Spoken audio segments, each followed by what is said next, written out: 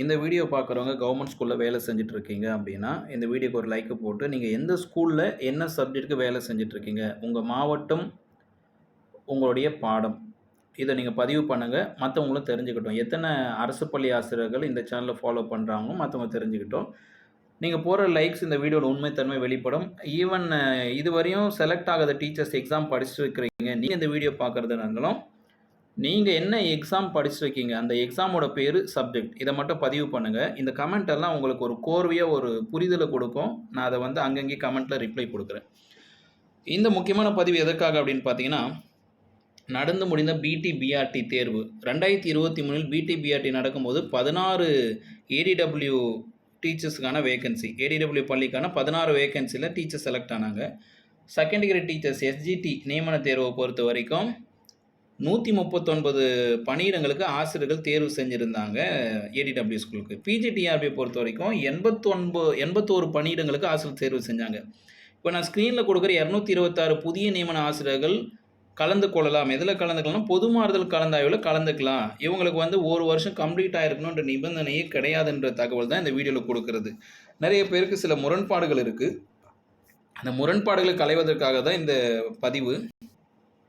இங்கே என்ன கொடுத்துருக்காங்கன்னா, இந்த பாயிண்ட் நம்பர் 6க்குமே இந்த பேஜ் நம்பர் 5 பேஜ் நம்பர் 5ல பாயிண்ட் நம்பர் 6 கடைசியில் பார்த்தீங்கன்னா ஒரு பேஜில் முரண்பாடு இருக்குது.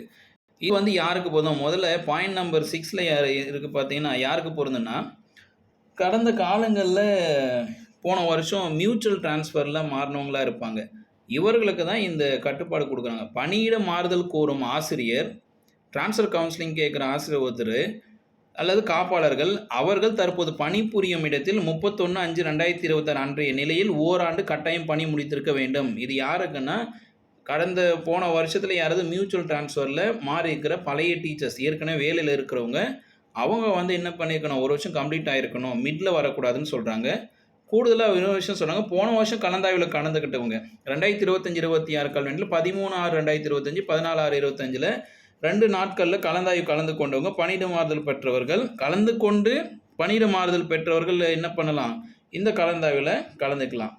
இதை வந்து இந்த பாயிண்ட் எடுத்துன்னு வந்து நியூ ரெக்ரூட்மெண்ட் டீச்சர்ஸ் வந்து கன்ஃபியூஸ் பண்ணிக்காதீங்க. இது வந்து கிளியராக இருக்குது. இடைநிலை ஆசிரியர்கள் நான் சொன்ன 139 புதிய இடைநிலை ஆசிரியர்கள், 16 பட்டதாரி ஆசிரியர்கள், 81 முதுகலை பட்டதாரி ஆசிரியர்கள், இவங்களாம் யாருன்னா புதிய ரெக்ரூட்மெண்ட். மேல்நிலைப் பள்ளிகள் மற்றும் தலைமை ஆசிரியர் நிலையில் புதியதாக பணியில் சேர்ந்தவர்கள் மற்றும் பதவி உயர்வு பெற்றவர்கள். அப்போது இப்போதைக்கு புதுசாக பணியில் சேர்ந்தவங்களும் பதவி உயர்வு போன வருஷம் பெற்றவர்கள், அதாவது டைரக்ட் ரெக்ரூட்மெண்ட் அண்ட் ப்ரொமோஷன், இந்த ரெண்டுமே புதுசு தான் இல்லைங்களா? அப்போது தற்போதைய கலந்தாய்வில் கலந்து கொள்வதற்கு ஓராண்டு பணி முடித்திருக்க வேண்டியதில்லை அப்படின்னு சொல்கிறாங்க. அப்போது இதுலேருந்து கிளியராகவே அண்டர்ஸ்டாண்ட் பண்ணிக்கலாம். நீங்கள் என்ன பண்ணிக்கலாம், கலந்தாய்வில் கலந்துக்கலாம், எல்லாருக்குமே பொருந்தும். இடைநிலை ஆசிரியர், காப்பாளர், இது இதெல்லாம். ஸோ வேகன்சி லிஸ்ட்டை என்றைக்கு டிஸ்பிளே பண்ணி சொல்லியிருக்காங்க, கலந்தாய்வு வந்து 10, 11, 12 அப்படின்னு நடக்கிறதுனால கலந்தாய்வு நாளுக்கு முன்னாடி 3 நாட்களுக்கு முன்னாடியே வந்து வேகன்சி லிஸ்ட்டை வந்து மாவட்ட தேசிய தகவல் மைய இணையதளத்தில் வெளியிட சொல்லியிருக்காங்க. எங்கே வெளியிட சொல்லியிருக்காங்கன்னா, மாவட்ட தேசிய தகவல் மைய இணையதளத்தில் வெளியிட சொல்லியிருக்காங்க. அப்புறம் தகவல் பலகையிலும் ஒட்ட சொல்லியிருக்காங்க. மாவட்ட ஆதரவு நலத்துறை அலுவலகங்களில் என்ன சொல்லியிருக்காங்கன்னா, அந்த வேகன்சி லிஸ்ட்டை ஒட்ட சொல்லியிருக்காங்க. எதெல்லாம் வேகன்சியாக கன்சிடர் பண்ணப்படும்னா, பணி ஓய்வு, பணி துறப்பு, பணி நீக்கம், பதவி உயர்வு, மரணம் போன்ற காரணங்கள் எல்லாமே காலி பணியிடங்களாக கன்சிடர் பண்ணப்படுது. ஒரு ஆசிரியர் கலந்தாய்வில் போகிறாருன்னு சொல்லி ஏற்கனவே இருக்கிற ஒரு டீச்சரை வந்து புஷ் பண்ணி வெளியே தள்ளக்கூடாதுன்னு சொல்லியிருக்காங்க. அடுத்து வந்து பார்த்திங்கன்னா, இதை கலந்தாய்வு டேட் நமக்கு வந்து 10, 11, 12 இந்த 3 நாட்களில் ஆன்லைனில் கலந்தாய்வு நடத்துகிறாங்க. 3 நாளைக்கு முன்னாடியே வேகன்சி லிஸ்ட்டு வந்துடும். ஏடிடபிள்யூ ஸ்கூலை பொறுத்தவரையும் 3 நாளைக்கு முன்னாடி வேகன்சி வந்துடும். இந்த செய்தி பார்த்தீங்கன்னா 22/5/2026 அன்றைக்கி வெளியிட்டிருக்காங்க. அரசாணையின் 31 டேட் 26 அன்றைக்கி சைன் பண்ணி சீல் போட்டிருக்காங்க. இதுதாங்க. ஸோ யாரெல்லாம் கலந்துக்கலான்னா, இதை ஸ்க்ரீனில் எடுத்து வச்சு எதற்கு பாருங்கள். பிடி, பிஆர்டி தேர்வில் 2023 அன்று நடந்த தேர்வு, பிடி நியமன தேர்வில் 16 போஸ்ட்டுக்கு செலக்ட் பண்ணாங்க. இந்த 16 போஸ்ட்டில் இங்கிலீஷ் 4, மேக்ஸ் 4, ஃபிசிக்ஸ் 1, கெமிஸ்ட்ரி 1, 2 1 தான் வருது. ஓகே, இந்த 16 பேருமே கலந்தாய்வில் கலந்துக்கலாம், தடை எதுவும் கிடையாது.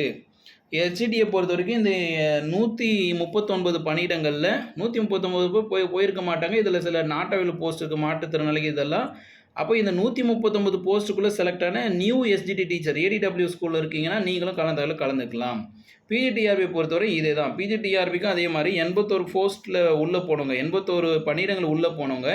அப்போ இந்த மேக்ஸ், டிஎன்சி இது எதோ நாட் அவைலபிள் போஸ்ட்லாம் நமக்கு விட்டுருங்க. பட் இப்போதைக்கு வேலையில இருக்கவங்க, ஏடிடபிள்யூ ஸ்கூல்ல இப்போதைக்கு வேலைக்கு போனவங்க, இப்போ இந்த பிப்ரவரி, மார்ச்ல ஜாயின் பண்ணீங்க இல்லையா? உங்களுக்கு நாளை மாசத்துல கவுன்சிலிங் கலந்துக்க முடியுமான்றது ஒரு அதிசயமான ஒரு நிகழ்வா இருக்கு. உங்களுக்கு வாய்ப்பு இருக்கு. இருந்தாலும் உங்களுடைய ஹெட் மாஸ்டர் மற்றும் உங்களுடைய துறையின் அலுவலரை வந்து கேட்டு தெரிஞ்சுக்குங்க. புதிய நியமனங்களுக்கு தடை இல்லை. இதில குறிப்பே இல்ல. நான் சொன்னேன், புதிய நியமனங்களுக்கு தடை ஏதும் இல்லை. ஓராண்டு பணி முடிக்க வேண்டிய அவசியமே கிடையாது. தாராளமா கலந்தாய்வுல நீங்க கலந்துக்கலாம். அதான் டைட்டில். 226 பணியிடங்களில் தேர்வு செய்யப்பட்ட ஆசிரியர்கள் இந்த டிரான்ஸ்ஃபர் கவுன்சில்ல கலந்துக்கலாம். நீங்கள் உங்க கலந்தாய்வுல கலந்துக்கிட்டு உங்களுக்கு எந்த ஸ்கூல், எந்த ஊர் எங்க பிடிக்குதோ அங்க சேர்ந்து சிறந்த கல்வி சேவை செய்ய வாழ்த்துக்கள் ஆயுஷ் அகாடமி சார்பாக.